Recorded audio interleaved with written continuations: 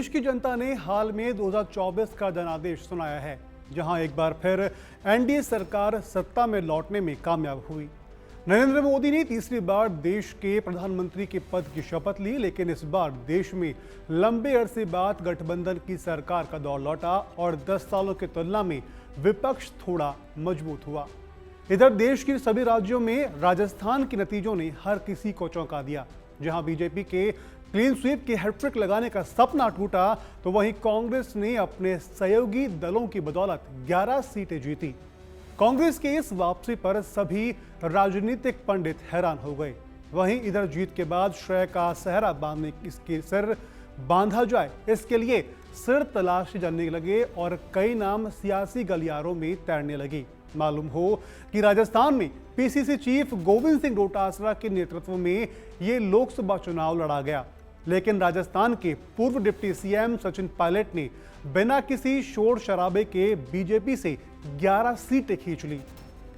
राजस्थान में इंडिया गठबंधन को मिली 11 सीटों में से पायलट खेमे के 5-6 प्रत्याशी जीतकर देश की पंचायत में चले गए।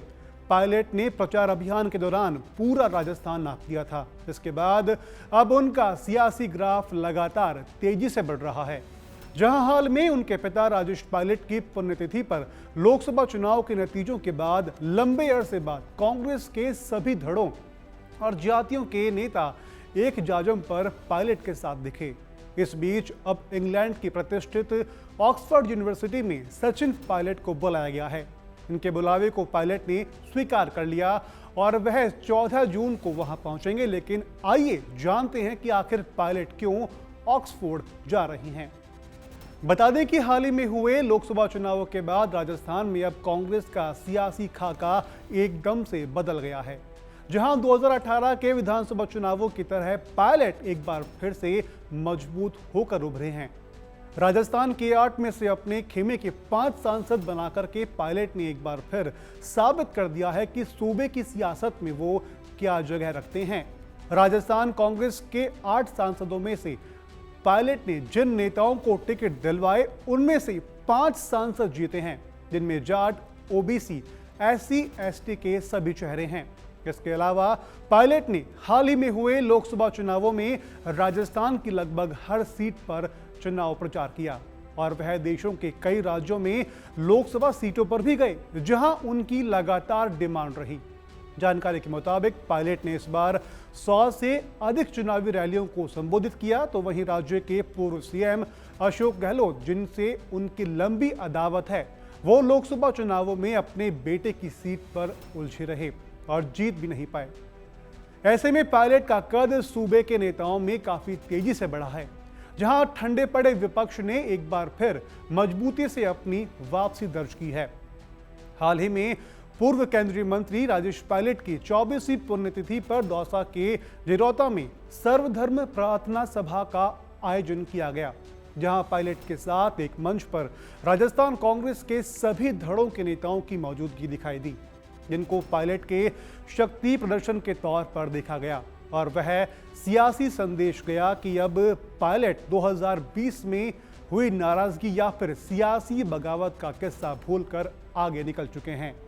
इसके अलावा पायलट के साथ बैठे नेताओं की मौजूदगी से यह पता चला कि राजस्थान के नेता भी अब पायलट के चेहरे में कांग्रेस का भविष्य देख रहे हैं।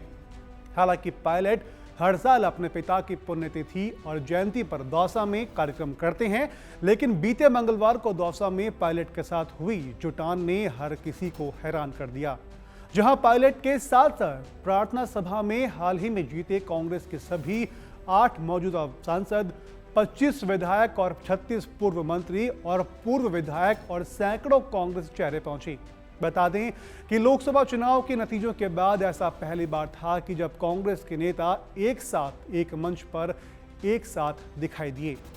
बता दें कि पायलट का कैनवास राज्य से आगे राष्ट्रीय स्तर के नेता का है, जहां वह नेशनल लेवल पर अक्सर केंद्र सरकार की घेराबंदी करते हुए दिखाई देते हैं।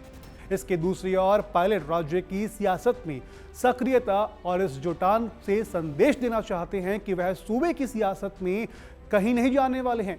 मालूम हो कि पायलट कई बार कह चुके हैं कि वह राजस्थान छोड़कर कहीं नहीं जाएंगे और उनका मैं धांसू दूरकोनी बयान काफी ज्यादा चर्चा में रहा है। और अब इंग्लैंड की ऑक्सफोर्ड यूनिवर्सिटी ने कांग्रेस के राष्ट्रीय महासचिव के तौर पर सचिन पायलट को लोकसभा चुनाव 2024 को लेकर के एक विशेष चर्चा के लिए बुलाया है, जहां वह स्टूडेंट्स और अध्यापकों के साथ एक विशेष सत्र को संबोधित करेंगे।